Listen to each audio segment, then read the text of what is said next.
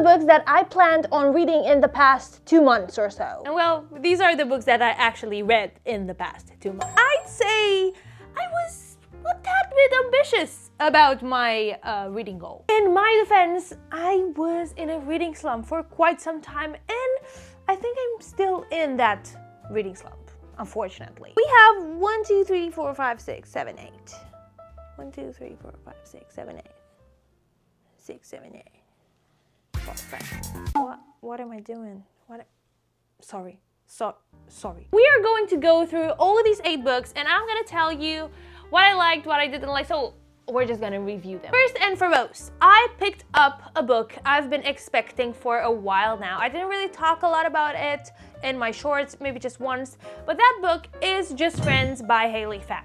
And I was so curious about this book that I just dropped every other book I was reading and read that. Because I want to explain myself a little bit. I don't like second chance romances, and I don't like friends to lovers or miscommunication. So basically, every trope that is in this book, I do not like, and that's purely subjective. So I basically expected the book not to be my cup of tea, though even so, I tried to take that out of the picture and just enjoy it and see how I feel about the book. I was quite pleasantly surprised about the writing style, because when you have a new author, it's quite hard to find your writing style and, you know, make it so that it's not too slow, not too fast, and still intriguing with the word choices. Would I say it was the best writing out there? I don't know.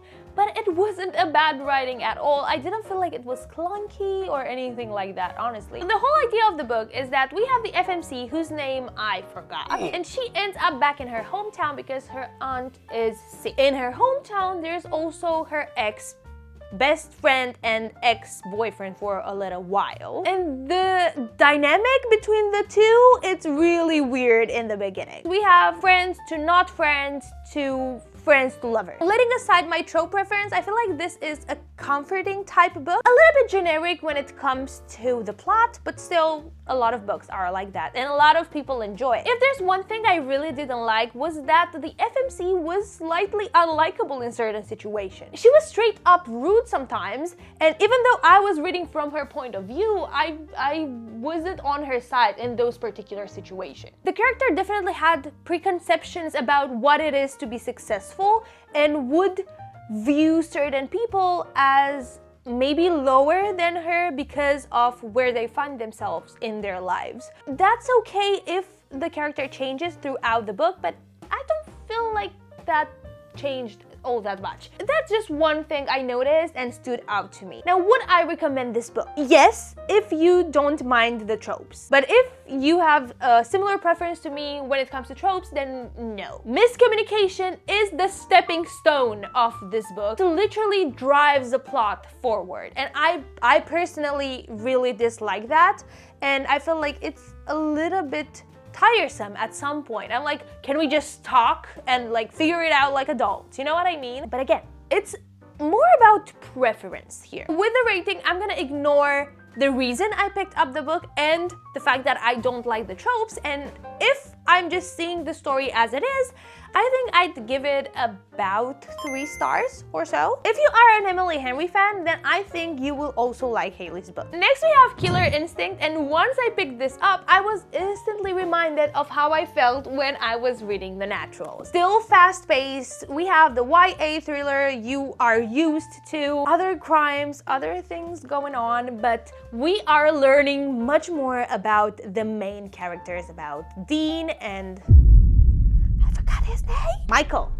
You learn much more about them, and the situation is a little bit tangled, and as you would expect, we have crazy plot twist. This is a twisty book. I think the whole entire series is quite twisty. You can definitely tell this is YA. It has a certain childish aspect about it, but I wouldn't say that's a problem. That's just the vibe of the book, and if you pick it up, that's what you expect. And I liked it. It was an easy, fast read. At some point, I had to read it in one sitting. Yes, I would recommend this book, definitely. But again, you need to know the vibe you are going to get yourself into. How many stars?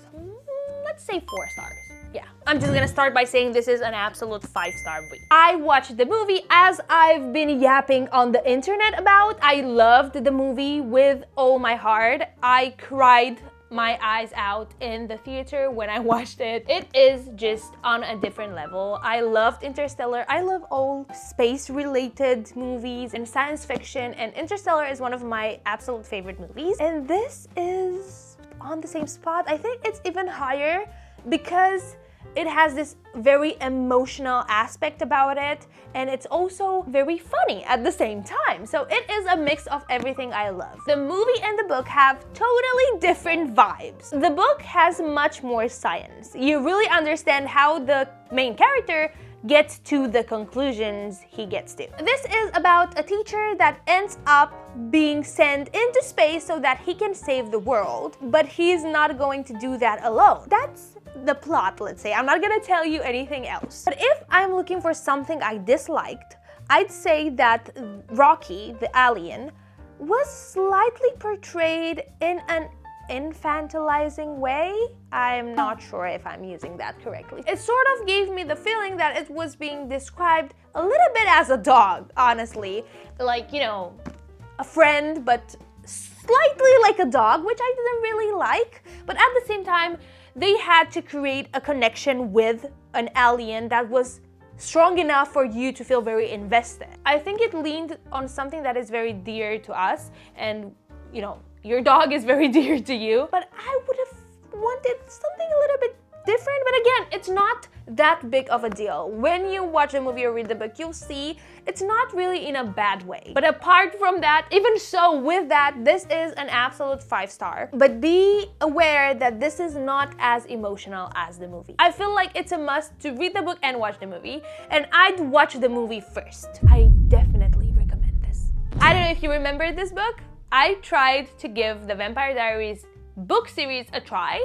It was an absolute fail. I bought the first 3 books and I'm very happy I didn't buy the whole entire series because this is not it. 1 star, 0 stars, I don't know, just watch the TV series. This is not what I expected or wanted. I reached page 50 or something and this just doesn't have the same vibe.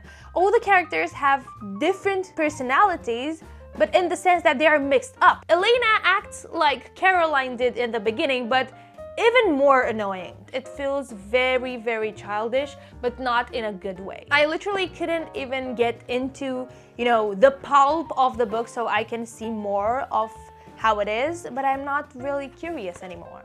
You know what, I'll just do a rewatch of the Vampire Diaries, because this was a disappointment. I had a very big plan with the Throne of Glass series, and I was delusional enough to think that I could do a specific challenge I'm not gonna talk about, okay? You're gonna see it in the future, okay? I'm gonna post a video about it. But the thing is, I read the first 3 books instead of reading the whole entire series as I actually planned. Anyway, I enjoyed the book. Start with the first one. I finished The Assassin's Blade. This really made me understand Selena much more than book 1 did. I enjoyed it. It was quite emotional in the end, but I perceived it as happening before book 1, so we kind of know what happens to some of the characters. This follows Selena and how she ended up being a prisoner, basically. I think this is a 4-star read. I did enjoy Throne of Glass book 1 more, but still, this is really good. Throne of Midnight. Now, I have the memory of a goldfish, and honestly, I do not know what this was about. What was it about? Okay.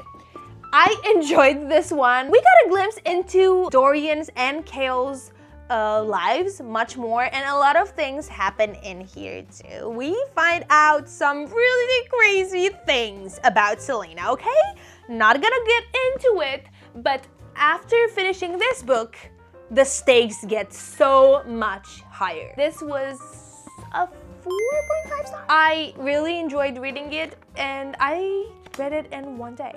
So then we have the next book, which is Heir of Fire, and I feel like this is a weird one with me because I loved the book and I felt like it was so fast-paced and so many things happened but then at the same time, I felt like it was very slow at times. This kind of led me into a reading slump, but not because it was bad. I loved the book, but for some reason, I stopped reading after this. I don't know how that happened. Even so, I feel like this is a 5-star read actually, and I liked it more than the others. We have more point of views here in the sense that other characters get almost as much screen time, let's say, as Selena. We meet a new character, which is Manon, and she is a witch in a way. Hard to explain.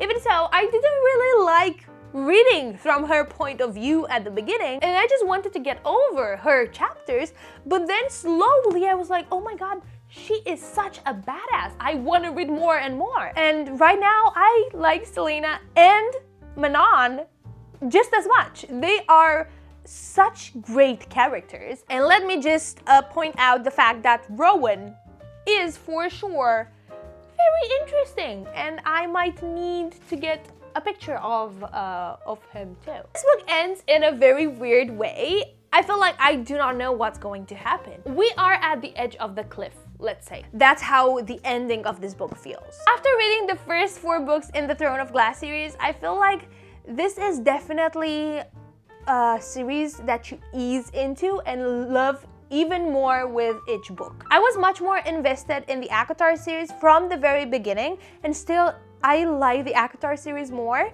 but who knows, because Throne of Glass is a little bit surprising. At least that's the feeling I get from it. Now, the very last book I picked up is Blue Sisters by Coco Mellers, and this is a book I kept avoiding for a long time. And after the prologue, I was like, oh my god, this is so well written, and that's still my opinion about it. It is a very well written book. In just the prologue, you start caring about the characters in just a few pages. We have 3 sisters, and they have lost their 4th sister, and now we are going through their lives and seeing what they're struggling with and how's their life, basically. You are just getting a glimpse into these people's lives. I like the book. I feel like it can easily be a 5-star read, but it's not one of those books that won't let you put it down. Like, if I put it down, I'm gonna forget about it, you know? And a similar book to that was Babel or Babel. This felt the same. It is very well written. It's a good story. I know it is. If I am to put it down, I'm gonna forget about it. With this one, I wanna keep reading it, but again, it's a little bit hard for some reason. Yeah. So this is everything I managed to read in 2 or even 3 months. I don't know what happened, but I want to read more. I want to read so much more, but I need to get out of this damn reading slump. Maybe I'm gonna make a video about it. Getting out of a reading slump. That might be an option. Anyway, hope you enjoyed the video, and I'll see you in the next one.